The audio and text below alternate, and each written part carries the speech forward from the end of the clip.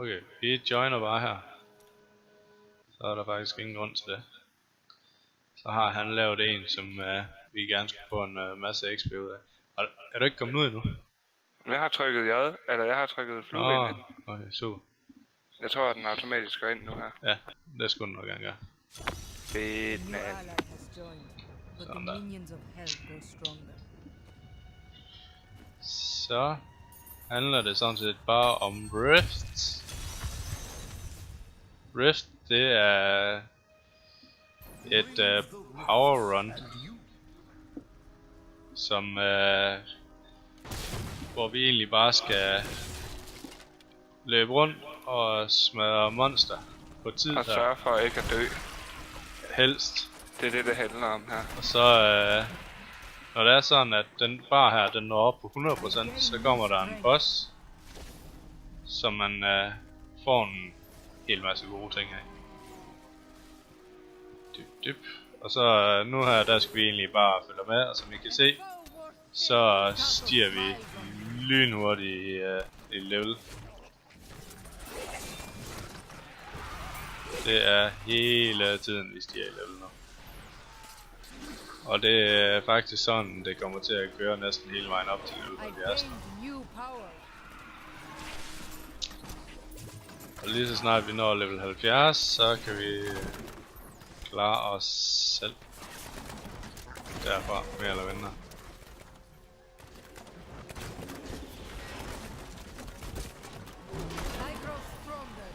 Sådan der. Det handler egentlig bare for os om at så holde os i live. Ikke løbe hen i ting der springer i luften. Ligesom Rune han gør. Der er også ting der ikke springer. Og så er der en treasure goblin her. På den anden side af døren. Skal vi lige have badass dude. Og nu er det sådan at vi stiger rigtig hurtigt level, hvilket betyder at vores items faktisk ikke kan følge med. Så alt det vi samler op nu her, det har faktisk ikke anden betydning at det er ekstra crafting material.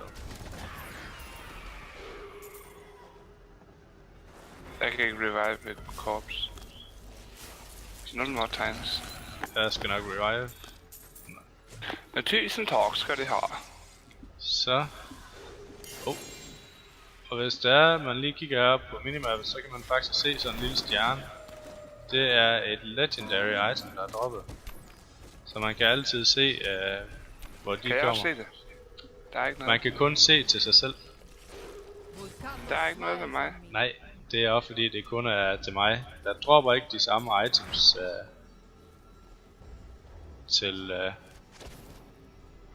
alle heltene. Det er individuelle items der dropper. Ups.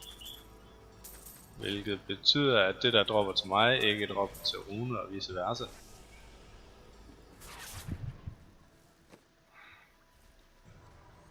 Men vi kan da godt lige se hvad det ikke skulle være, om det er noget vi kan bruge. Det kunne vi da sagtens.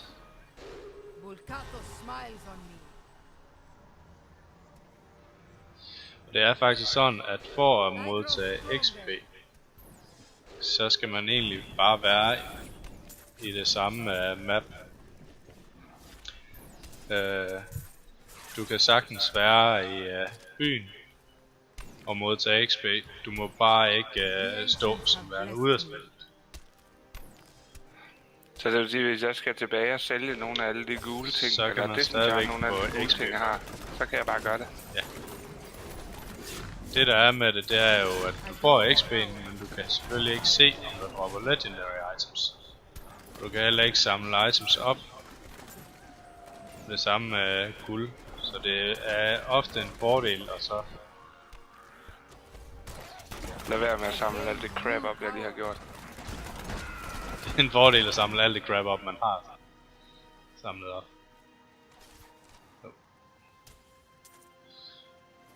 Men derimod sådan nogle shrines her, som I kan se, der er challenge shrine.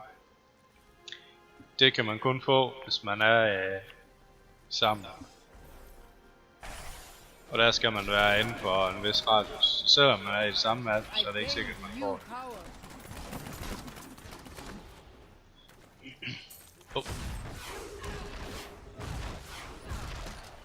Sådan der. Ikke løb ind i det. Jamen, jeg vil heller ikke dø af dem her, jo. Det er ikke nemt. Det er det ikke. Nu er det jo sådan, at jeg regenererer ikke længere liv af at have en boks på. Hvilket betyder, at det faktisk er en dum idé at have dem på, imens vi gør det her. Så derfor vælger jeg lige at skifte. Der droppede der lige en legendary mere til mig. Og det døde jeg så af at stå stille og samle op. Dum idé at stå stille. Især når du har en masse små mobs i nærheden. Og inden længe, så skal jeg faktisk tilbage til byen.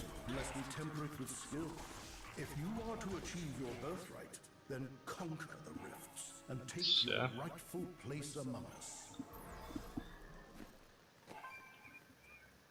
Og så går vi direkte over og får salvage tingene. Da der ikke er nogen grund til at kigge på, om vi kan bruge dem eller ej. Vi kommer nemlig til at så skifte alle vores ting ud, når det er sådan. Der kunne I se, at jeg fik stadigvæk XP af at stå heroppe, selvom de andre de kører videre. Og jeg er faktisk i level 60 nu. Og smider lige alt det her skidt ind. Sådan jeg kan have endnu mere med mig. Og så er det sådan, i stedet for at... er vi færdige med... Ja.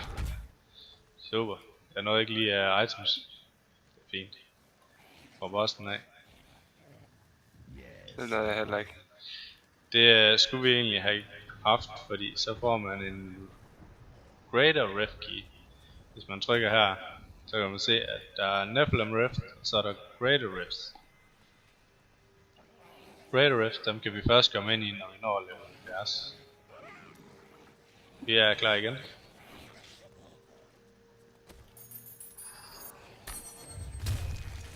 Og så er det bare ind og køre videre. Og det bliver vi sådan set bare ved med, indtil vi når level 70. Jeg har 5 levels endnu. 4. Jeg har 8. Yes.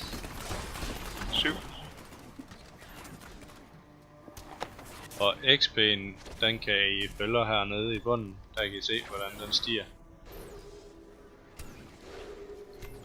Hele tiden. Nyt level.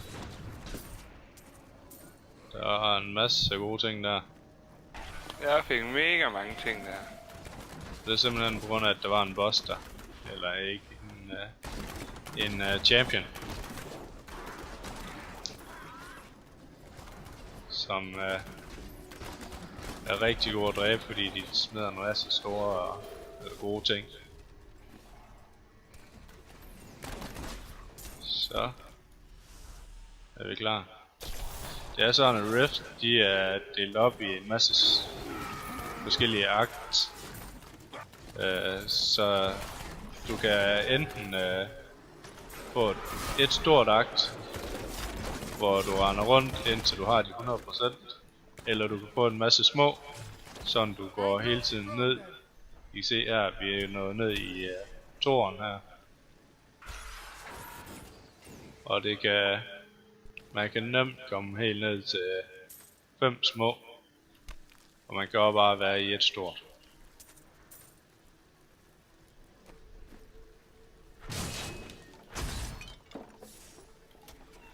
Så.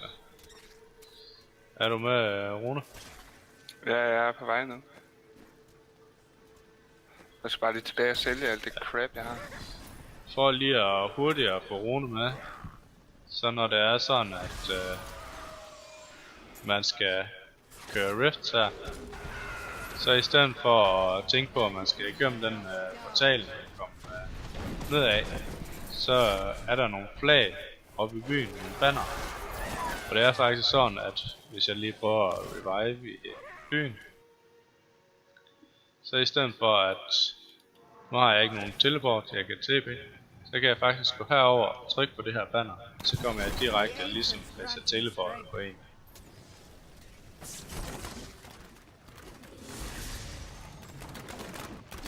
Okay. Så i stedet for at lave sin egen teleport, og så følger den og være langt bagefter, så gør man bare det, at man teleporterer på den der booster en. Så skal vi faktisk ned i niveau 3. Ja. Og som I kan se, så skiftede vi faktisk mappet ud. Og det er simpelthen autogenereret. Så det skifter hele tiden. Og fra Nephilim Rift til Nephilim Rift, eller fra Rift til Rift, der er det forskellige, man kommer ned i. De ser forskellige ud. Der er nogle forskellige ting. Og der kan sågar være funny og små bamser, man kommer ned til. Det har de simpelthen også valgt at lave med Blizzard. Så dejligt. Det lyder sgu da mærkeligt. Det berygtede cow level, hvis der er nogen, der har hørt om det. De siger godt nok, det ikke eksisterer, men så er vi faktisk level 70 nu. Nu kan I se, nu er det faktisk Paragons, jeg stiger i stedet for. Så nu her, der kan jeg faktisk begynde at så se på de ting, jeg samler op. De skulle gerne være i level 70. Faktisk allerede fuld inventory. Men nogle af de ting her, jeg samler op, der kan I se, at det required level, det er 70. Hvilket betyder, at jeg kan begynde at så lave noget set ud af det. Og vi har bossen lige om 2%, og jeg har ikke mere plads, det er ikke godt.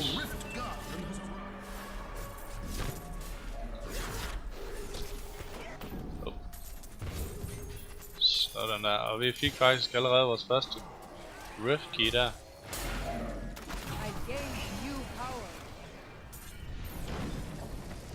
Man kan også springe i luften, som Rune han siger.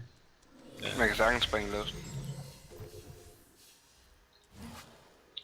Jeg kan ikke have mere. Rune han kan ikke have mere, jeg kan ikke have mere.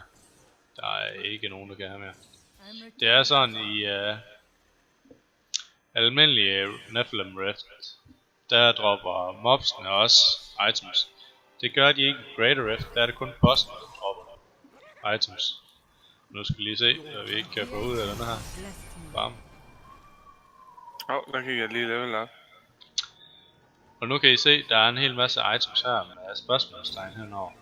I stedet for at jeg står og skal undersøge hver enkelt, så kan jeg simpelthen undersøge dem alle sammen her med Book of Cain.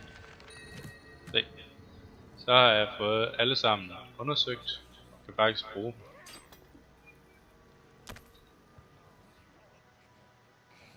Så skal vi bare lige have fundet ud af, hvad der er godt at bruge.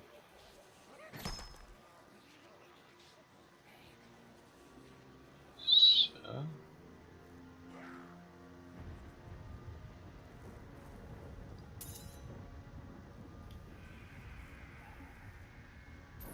Nu er det sådan, at nu er jeg jo nået level 70, så der er faktisk ikke nogen grund til, at jeg længere kører med det her udstyr, der giver ekstra experience. Så jeg kan begynde at bytte dem ud med ting, der er bedre og højere level.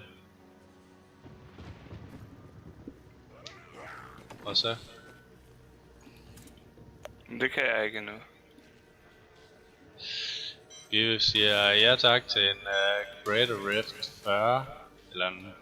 Jo, Greater Rift 40. Det vil vi helt sikkert gerne. Ja. Bare sige ja. Eller decline du. Jeg trykker ikke noget. Er det... Der stod på min, someone has declined the Greater Rift. Nå. Prøv lige igen. Mangler du en Greater Rift Key? Fik du ikke samlet den op? Det er jeg ret sikker på, at jeg har.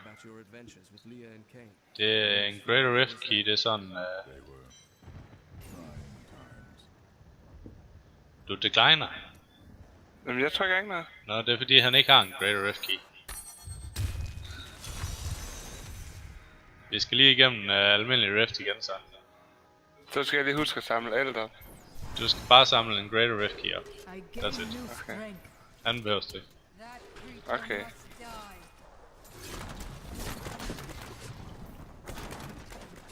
Jeg fik lige et Legendary Skull. Yes. Legendaries. Og så bare en Greater Rift Key og Death Breath. Det er sådan set det eneste du skal tænke på. Okay. Den her runde. Og så undgå at dø.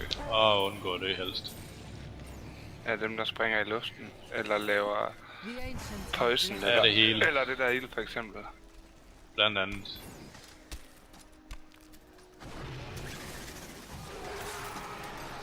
Der er mange ting man kan dø af, når man er så ringe som mig lige nu. Det er sådan at selvom vi nu er nået i 70, så fordi vores items ikke har kunne følge med, så er vi stadigvæk meget nemme, eller så er vi stadigvæk meget nemme ved at dø. Meget nemt ved at dø. Meget nemt ved at dø.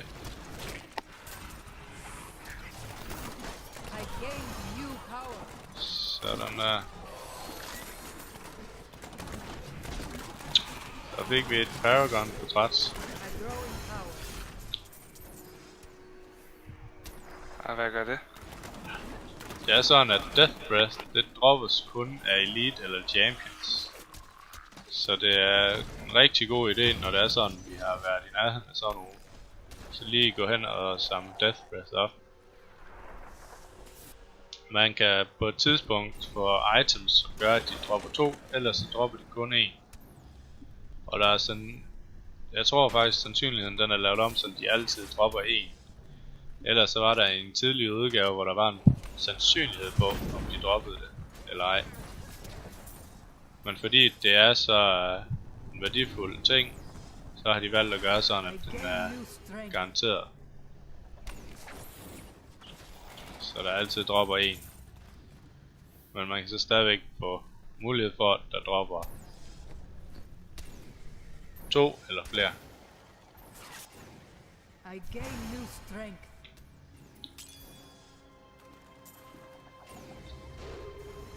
Og god idé det er også lige at samle nogle af alle de der gems op, fordi dem kan vi bruge til vores items.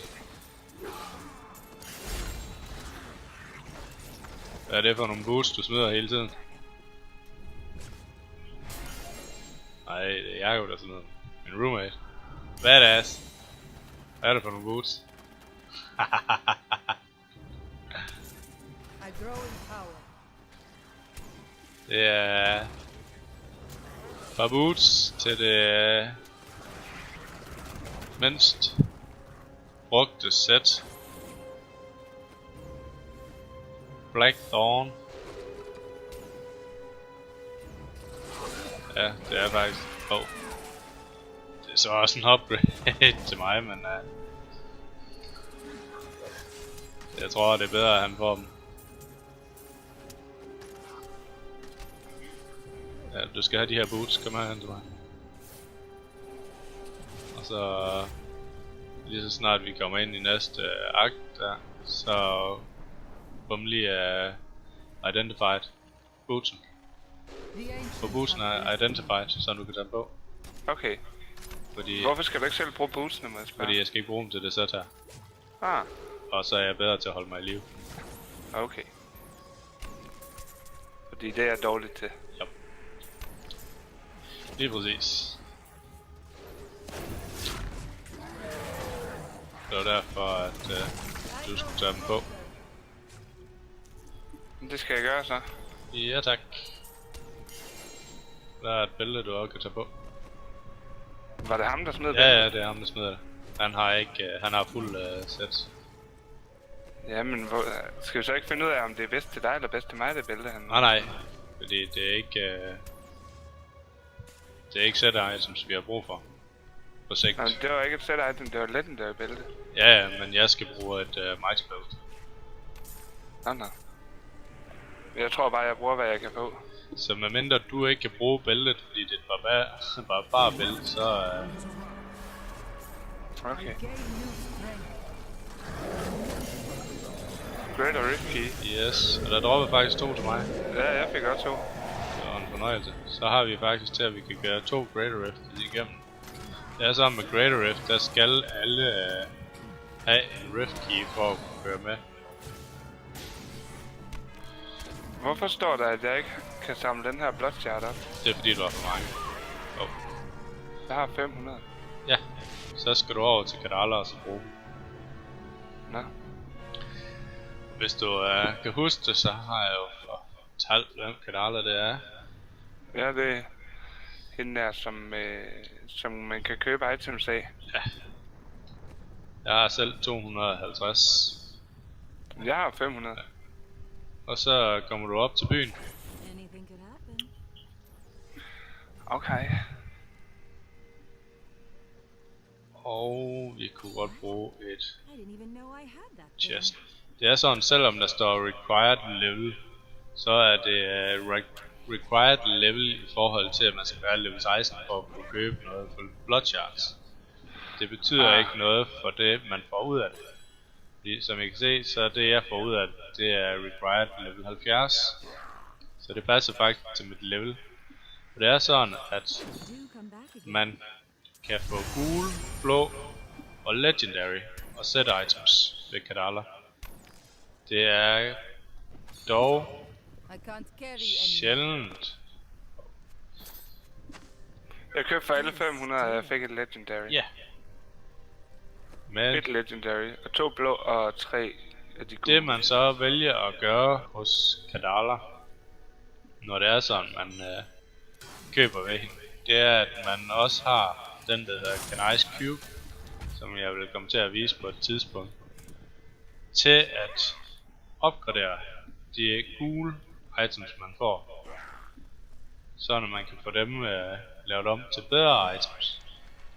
Man kan nemlig opgradere gule items, så de bliver til legendary items.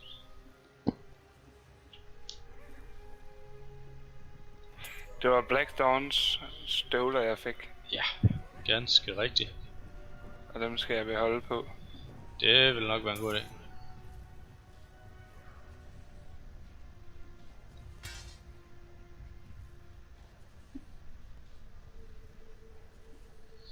Så har jeg fået skiftet alt det ud, jeg har brug for at skifte ud. De her ting her, som I kan se som nogle bøger, det er planer, som man kan bruge til at så lave items med. Og dem der har sådan en lille anvil eller armbolt, det er til blacksmith. Og når jeg trykker dem her ind, så popper de op her, sådan jeg kan lave. Og det samme kan man så få til juveleren eller artisanen herovre. Så kan jeg smide dem ind, og så kan jeg faktisk lave bedre gems ud af dem. Så vil der komme ekstra her ind, som jeg kan lave. Og nu skal jeg lige have salvage de her legendary, jeg ikke skal bruge til noget længere.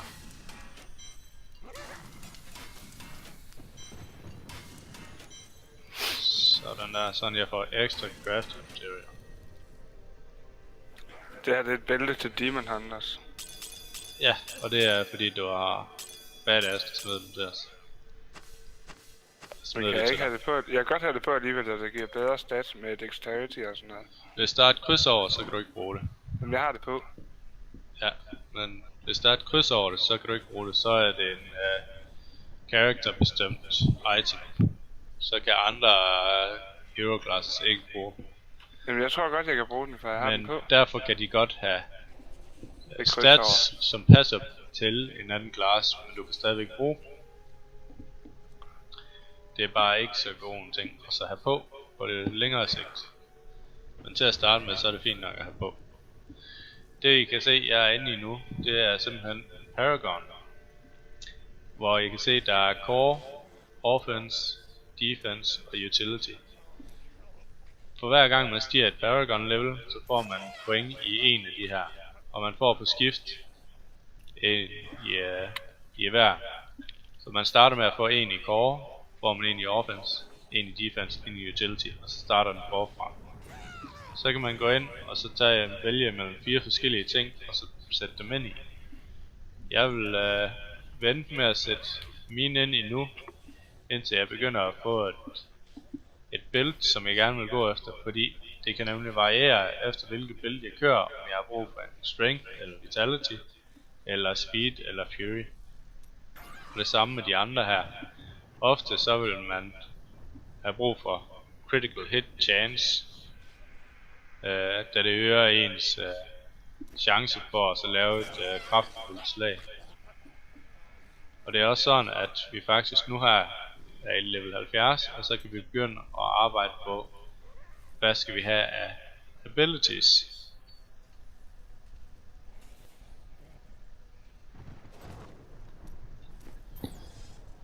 Men først så vil vi gerne lige igennem en Greater Rift level 40. Er du klar på det, Rune? Ja. Så tager vi lige Hvad er sådan. der, jeg skal være klar til? Du skal bare lade være med det. Okay, jeg prøver.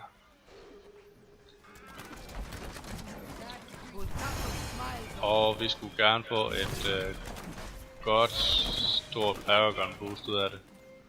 Ja, det gør vi i hvert fald. Sådan der. Sådan der. Og de lille her vi samler op, det er til denne her nede. Og det er sådan i Greater Rift, der er der en timer på, som I kan se her.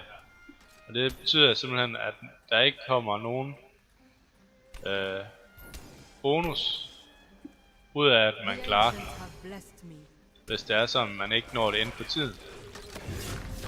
Og det er sådan, at det er kun Elite eller Champions, som dropper de her lille af.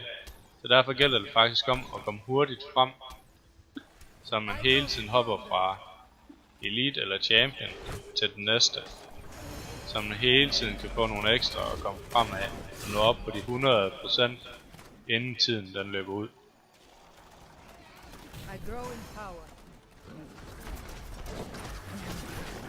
Og det eneste vi sådan set skal sørge for, det er lige umiddelbart at holde sig i live og følge efter. Og jeg kan gætte mig til, at hvis jeg dør, så forsinker jeg andre. Ja. Jeg ved ikke, om jeg tør gå derhen. Du skal ikke sove oven i det grønne i hvert fald. Det døde jeg i. Men du kan sagtens løbe udenom det. Sådan. Kan jeg jump hurtigt igennem? Ja, det kan du sagtens. Sådan der. Valgte vi så lige at dø begge to. Det er sådan i Greater Rift. Hvis man dør, så for hver gang man dør, der stiger man i 5 sekunder, før man kan revive. Hvilket betyder, at i sidste ende, hvis man kører selv, så kan man komme til at så lægge død i op til 30 sekunder. Hvilket er rimelig kritisk for ens tid. Ja, det gælder om at få så god en tid som overhovedet muligt. Det er sådan, at de leaderboards, der er i Diablo, de udgør dem, der har klaret igennem en Greater Rift hurtigst, men også højst. Som I kan se, så er det her en sværhedsgrad 40. Og den kan, jeg tror faktisk, den kan komme uendeligt højt op.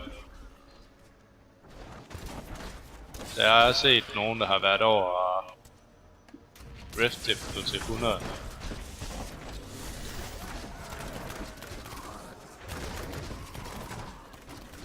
Og der kan vi så sige, at jamen, det er godt, i det vi kører en gruppe, da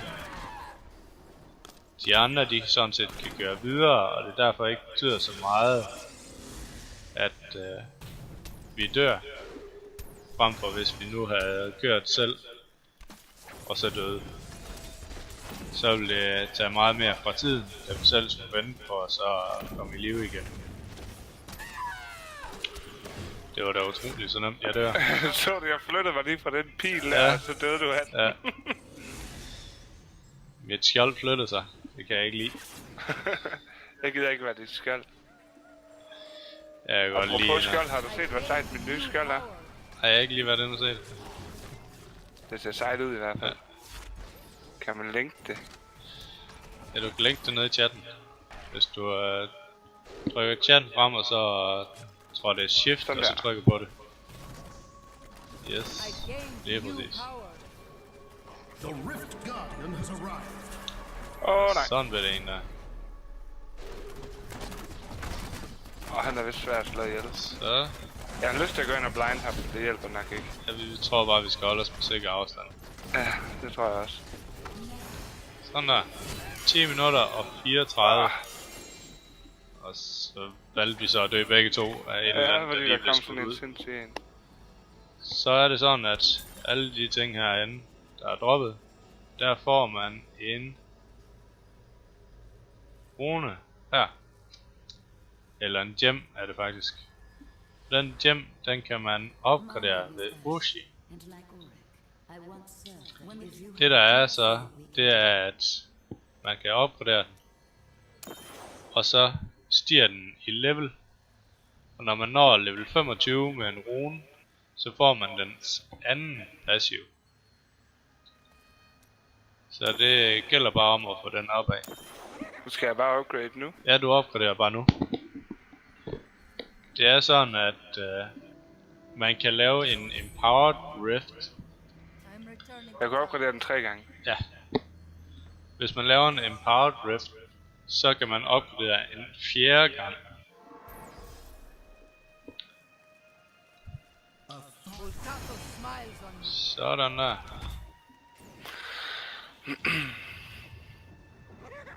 I se. Der er ikke noget, der kunne bruges. Salvage. Og Book of Gain. Og Jeg fik et par bukser af et sæt, der hedder Ulianas Burden. det kan vi altid lide, når vi får nye items. Der er set eller legendary kvalitet.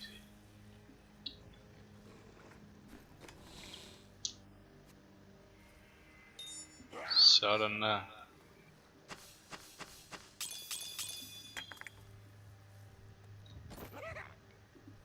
Dem der skulle jeg lige gemme.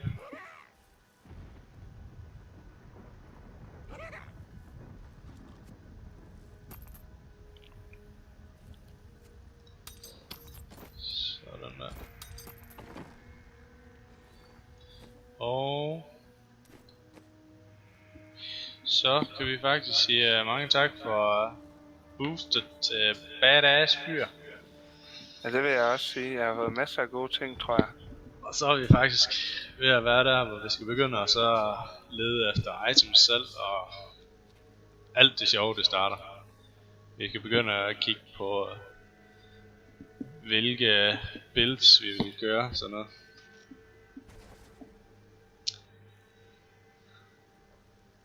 An ally has departed. The minions of hell grow weaker.